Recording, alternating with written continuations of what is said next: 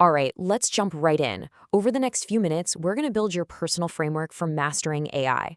Now, this isn't about learning to code. Nope, this is about becoming the professional who knows exactly how to use AI to make your expertise shine and to make smarter, faster decisions. Let's get to it. This quote, it absolutely nails the mindset we need. There's this myth that you've got to be some kind of tech genius to really get value from AI. It's just not true. The real experts, the ones making a difference, are the ones who know their destination, their goals, their strategy, and they use AI like a high-performance car to get there. It's all about being the driver, not the mechanic. So what does this actually look like in your day-to-day? Well, picture the before world. It's a grind, right? Manual reviews, decisions based on your gut, which is good, but hard to back up, and reporting that just takes forever. Now let's look at the afterworld. Here, AI does the heavy lifting, that first pass, and it flags what actually needs your expert eye. This frees you up to use your judgment, which is now supercharged with data. But, and listen, this is so important, it is still your judgment. AI can hallucinate. It can literally make up fake statistics or even invent sources and citations out of thin air. Your job is to be the expert who asks the hard questions, verifies the facts, and makes that final crucial call. It's not about being replaced, it's about being amplified. Okay, so how do we get to that awesome after state? Well, it's not magic, I promise.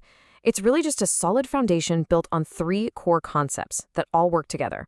Let's break them down. First up, strategy and planning. This is your why. It's your North Star. Before you even think about touching a single tool, you have to define the destination. What's the problem we're trying to solve here? What specific goal are we aiming for?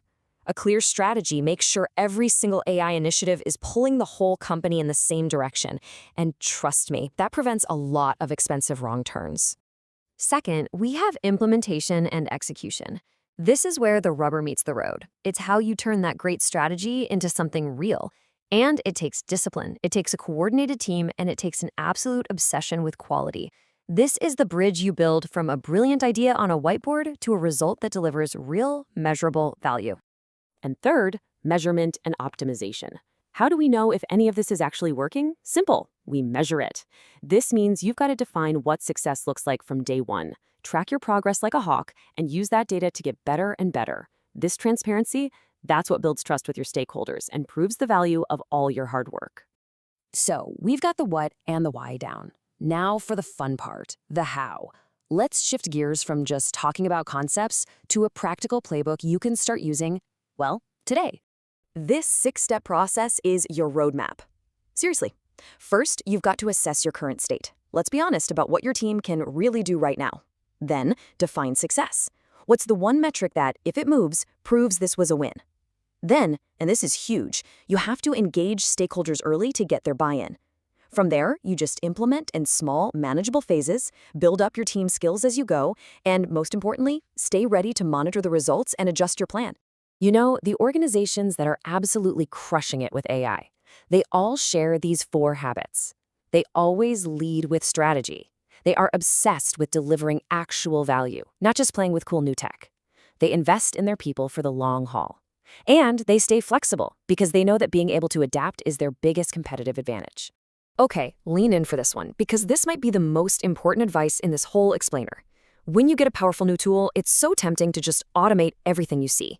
But real strategic judgment is knowing when not to. The human touch, your experience, your nuance is still your most valuable asset in a lot of situations. Focus your AI efforts where they'll make the biggest, most meaningful impact. That's it. Now let's be real for a second. This journey is rarely a straight line. You're definitely going to hit some bumps in the road. So let's get ahead of the game and talk about the most common hurdles and how to navigate them. The classic project killer. You've got different teams, different leaders, and they all have slightly different ideas about what's most important.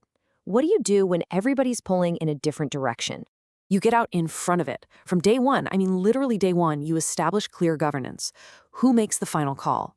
And you communicate with relentless transparency so that everyone is working from the exact same playbook. That's how you stop misalignment from ever derailing your project. And here it is, the one we all face. Not enough time, not enough money, not enough people. It's the reality for pretty much every new initiative. So how do you make progress when resources are tight? You do 2 things. First, you get absolutely ruthless with your priorities. Focus only on the things that give you the biggest bang for your buck. Second, you use those early wins to show value. Seriously, nothing makes the case for more resources better than showing real, tangible results. And then, of course, there's the human side of things. Change can be uncomfortable, and new technology can feel, well, threatening. You're going to run into skepticism and resistance. It's inevitable.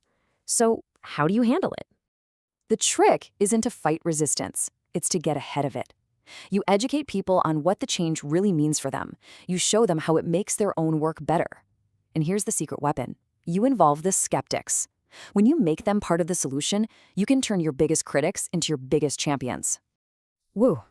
We've covered the concepts, the playbook, and the hurdles. Now let's bring it all home and distill everything down into the key principles that are going to become your personal framework for success. Okay, let's put these core principles right in your toolkit. Your foundation is always strategy, execution, and measurement. Remember that old saying, if you can't measure it, you can't improve it? It's true. Invest in training to build up your team's skills for the long run. Always be ready to adapt based on what you're learning. And finally, strong governance and clear communication. That's the glue that holds it all together. So, I'll leave you with this question. This framework, it's not just theory, it's a practical tool. Right now, think about one project, one challenge, or one opportunity sitting on your desk. How could applying just one of these principles, maybe starting with a clear strategy or engaging your stakeholders or just defining your success metrics, how could that change the outcome? That right there, that's where real mastery begins.